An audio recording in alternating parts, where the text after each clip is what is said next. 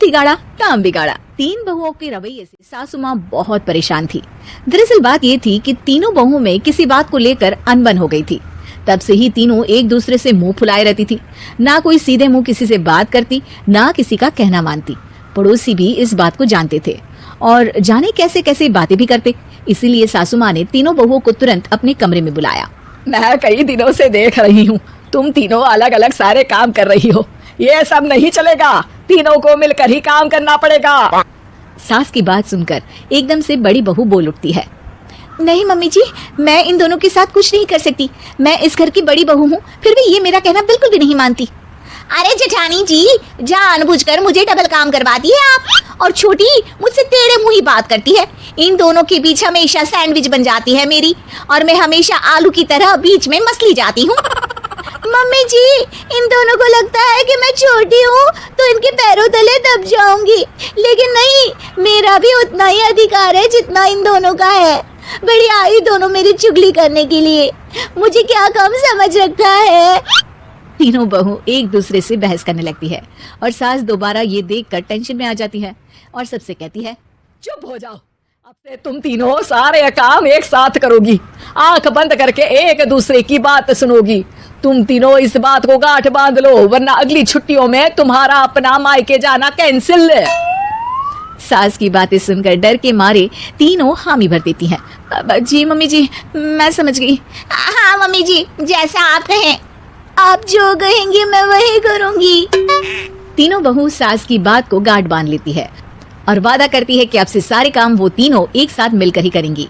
ये सब देखकर सास खुश हो जाती है और वहाँ से चली जाती है। नीचे जाकर वो देखती है कि घर में शर्मा जी आए हुए होते हैं। सास जोर से आवाज लगाकर कहती है, अरे बहू, जरा चाय बनाकर तो लाना, शर्मा जी आए हैं। सास की बात सुनकर तीनों बहू तुरंत किचन की ओर भागती है और चाय बनाना शुरू कर देती है।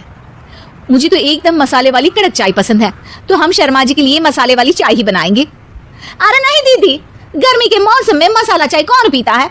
मैं तो शर्मा जी के लिए इलायची वाली चाय ही बनाऊंगी। ये कैसी बात कर रही हैं आप दोनों? मेरी मम्मी ने सिखाया है कि मेहमान को ज्यादा दूध और शक्कर वाली चाय देनी चाहिए, वरना वो घर वालों को कंजूस समझते हैं। तो मैं तो शर्मा जी को ऐसी ही चाय दूंगी। तीनों बहुएं अपने अपने तरीके से चाय में शक्कर, मसाला, पत्ती सब डाल देती है।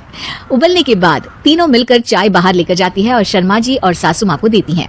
चाय पीने के बाद शर्मा जी सासू माँ को देखकर शर्मा जाते हैं और शर्मिंदा महसूस करते हैं कि आखिर उन्होंने चाय पीने के लिए हामी क्यों भरी।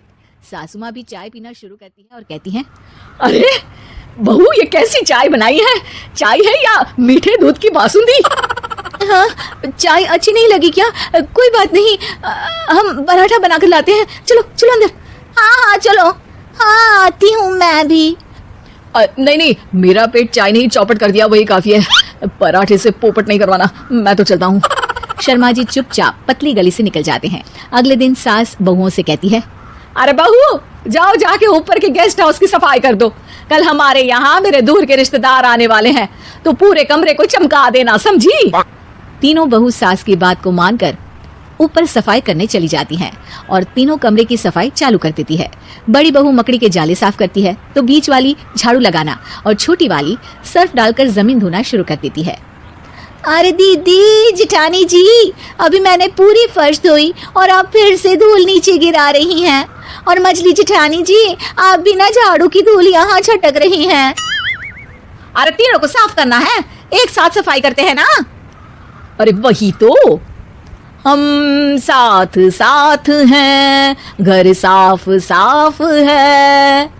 तीनों बहू ऐसे ही काम में उलझ जाती है और 2 घंटे तक एक ही कमरे की सफाई करती रहती है। बहुत देर से अपनी बहुओं को ना देखने के कारण सास ऊपर कमरे में उन्हें देखने जाती है, लेकिन कमरे में घुसते ही वो गीली फर्श पर फिसलने के कारण नीचे गिर जाती है।